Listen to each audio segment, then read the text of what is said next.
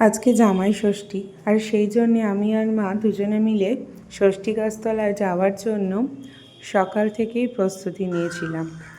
বাড়ি থেকে একদমই হাঁটা পথেই ষষ্ঠী গাছতলা, সেই কারণে খুব সকাল সকাল পৌঁছে গেছিলাম। জায়গাটা খুব সুন্দর, পাশে একটা শিব মন্দিরও আছে। প্রথমে মা পুজোটা সেরে নিল, এরপর আমি করলাম পুজো। একটু বাড়ি আসার তাড়াও ছিল, কারণ ক্রিশ উঠে যাবে। ক্রিশ তৈরি হয়ে গেছিল। ক্রিশকে বাড়ি এসে সমস্ত রিচুয়ালসগুলো ক্রিশের সাথে কমপ্লিট করলাম। গতকাল থেকে ক্রিশের নানা রকমের প্রশ্ন ছিল যে আজকের দিনটা কি হয়। আস্তে আস্তে তো বড় হচ্ছে, তাই আগের বছরের কথা সবটাই ও ভুলেই গিয়েছিল। এবছর ওর কাছে সবটাই নতুন লাগছে। এই দিনটাতে আমি আমার দিদাকে ভীষণ মিস করি, কারণ এই দিনটাতে দিদার বাড়িটাই ছিল আমাদের একমাত্র ঠিকানা।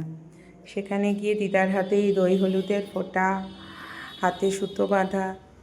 সত্যি দিদা, তোমাকে ভীষণ ভীষণ মিস করি আজকের দিনে। আর অনেক অনেক ফল কেটে দিত, নাকি ওটাকে বাটা বলে, এই বাটাটা নাকি খেতেই হবে। আর ফল খাওয়াতে আমার বরাবরই ভীষণ বিরক্তিকর জিনিস লাগে। যাই হোক, বকুনি সাথে আদর সবটাই জুড়িয়ে ছিল, দিদার ভালোবাসা ছিল, সেটা আজকে আর নেই। তাই যার কাছ থেকে যেটুকু পাওয়া যায় আমার মনে হয় সবটা নিয়ে নিতে হয়, কারণ সারা জীবন এই মানুষগুলো থাকে না আমাদের সাথে। যেমন আমি আজকে আমার দিদাকে ভীষণ মিস করছি। ষষ্ঠীর ফোঁটা দিয়ে দিলাম, আমার বোনের ছেলেও ছিল, তাই ওকেও দিয়ে দিলাম। ও ভীষণ মজা পাচ্ছিল। ওরা দুই ভাই অনেক দিন পর আবার একসাথে হয়েছে। পড়াশোনার চাপে একসঙ্গে ওদের থাকাই হয় না। আজকে দুজনেরই ছুটি, পড়াশোনা থেকেও ছুটি, তাই দুজনাতে বেশ মজা করলো সকাল থেকে।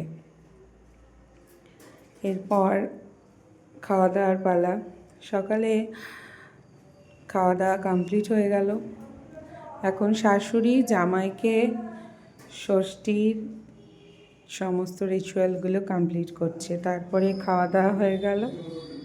এরপর ওরা দুজনে মিলে বেশ সুন্দর সময় কাটালো কিছুক্ষণ।